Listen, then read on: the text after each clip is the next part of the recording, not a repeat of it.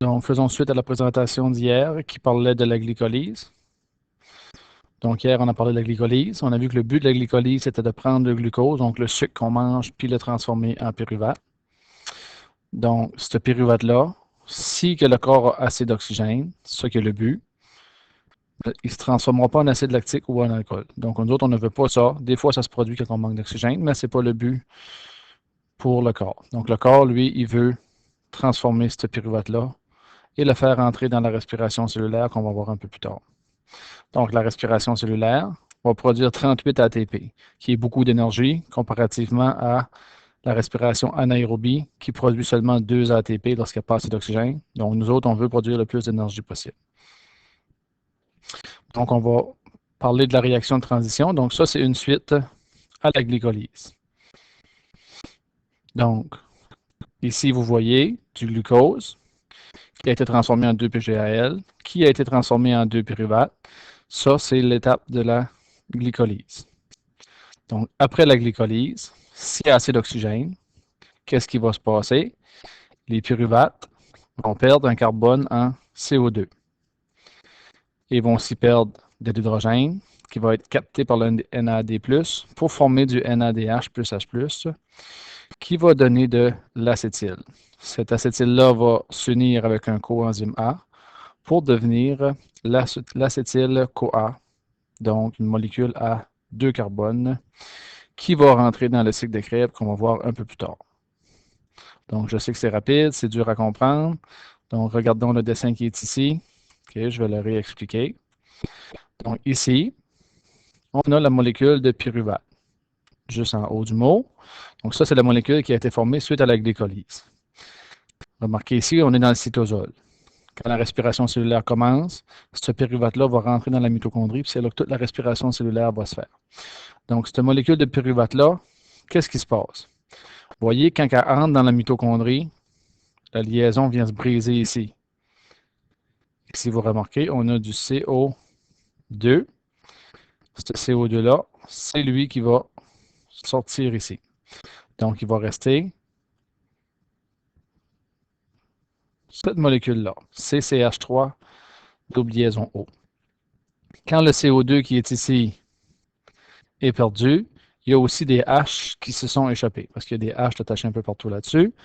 Donc, le NAD+, va ramasser l'hydrogène de perdu pour former du NADH plus H+. Pour tout de suite, là, dans la glycolyse, il y en a eu de formés, il y en a d'autres de formés. Vous allez voir que ce NADH-là, plus tard, va servir à produire des ATP. Donc, on tient toujours compte de ce NADH-là, on va voir un peu plus tard. Donc, ensuite de ça, donc le CO2 est sorti, les hydrogènes ont été attrapés, il reste cette molécule-là. Cette molécule-là, elle est ici. On l'appelle de l'acétyl.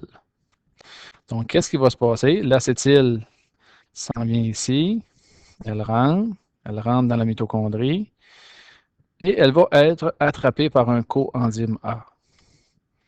Et l'acétyl puis le coenzyme A est ici, vont s'attacher ensemble pour former une molécule qu'on appelle de l'acétyl-CoA. Donc, en résumé, la réaction de transition, son rôle, c'est de prendre le pyruvate et de le transformer en acétyl-CoA. Donc, la glycolyse a pris le glucose, l'a transformé en pyruvate. La réaction de transition a pris le pyruvate, l'a transformé en acétyl-CoA. Donc, il y a 2 pyruvates, donc ça va donner 2 acétyl-CoA.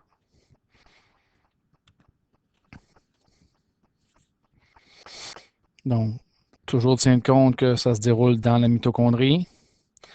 À partir de la réaction de transition, la glycolyse ne se déroule pas dans la mitochondrie. Regardons maintenant le cycle de Krebs. OK, on va aller directement à la photo comme ça, c'est beaucoup plus simple à comprendre. Donc, remarquez ici, qu'est-ce qu'on retrouve? De l'acétyl-CoA. Cet acétyl-CoA-là, c'est une molécule à 2 carbones. Donc, l'acétyl-CoA, qu'est-ce qui se passe? Elle sort de la réaction de transition et elle entre dans le cycle de Krebs. Remarquez ici, il y a une molécule à 4 atomes de carbone. Pas besoin de savoir le nom, acide oxaloacétique. On va laisser faire les noms, c'est assez compliqué. Donc, tu as une molécule à 4 carbones qui va attraper l'acétyl-CoA qui a 2 carbones pour former une molécule à 6 atomes de carbone. Cette molécule à 6 atomes de carbone-là est dans le cycle de Krebs. À un moment donné, un carbone va être perdu sous forme de CO2. Quand il y a du carbone de perdu, il y a toujours de l'hydrogène qui s'échappe. Donc, le NAD fait son rôle, attrape l'hydrogène pour former du NADH plus H+. Donc, la molécule à 6 carbones, qui perd un carbone, devient une molécule à 5 carbones. Donc, cette molécule à 5 carbones-là va perdre elle aussi un carbone sous forme de CO2. S'il y a du carbone de perdu, il y a de l'hydrogène qui s'échappe.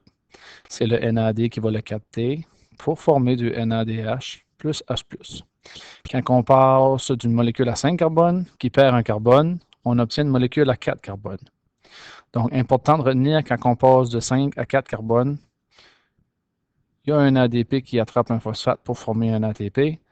Donc, il y a un ATP qui va être produit. Ce qui n'était pas le cas quand on a passé de 6 à 5 carbones. Donc, ensuite, qu'on est rendu avec une molécule à 4 carbones, cette molécule-là ne perdra pas de carbone parce qu'on veut avoir 4 carbones pour être capable d'attraper l'acétyl-CoA. Donc, cette molécule à 4 carbones-là va se réarranger, donc va se transformer pour donner une autre molécule à 4 carbones. Mais ici, on a de l'acide succinique, qui n'a pas besoin de retenir les noms. Elle se réorganise pour donner de l'acide oxaloacétique. Donc, en se réorganisant, il y a des liaisons doubles qui se créent et ainsi de suite. Et il y a encore une fois des hydrogènes de perdus. Donc, le NAD fait son rôle, attrape de l'hydrogène pour donner du NADH plus H+. Et ici, une nouvelle molécule apparaît, du FAD, qui ramasse aussi de l'hydrogène pour donner du FADH2. Donc, la molécule à 4 carbones qui est ici, qui se réarrange en molécule à 4 carbones ici sous un différent nom, va réattraper de l'acétyl-CoA, parce qu'on a vu tantôt, là, il y en a 2 d'acétyl-CoA. Donc, le cycle de Krebs se déroule 2 fois pour chaque molécule de glucose. Donc, le cycle de Krebs n'arrête jamais de se faire dans le corps, mais chaque petite molécule de glucose, le cycle de Krebs fonctionne 2 fois parce qu'il y a 2 acétyl-CoA de produits. Donc, tout ce qui est dans le cycle ici, on peut faire x2. Donc, ici, x2. Au lieu d'un ATP, c'est 2. Au lieu de 1 FAD, c'est 2 qu'il va avoir. 2 ici et 2 ici.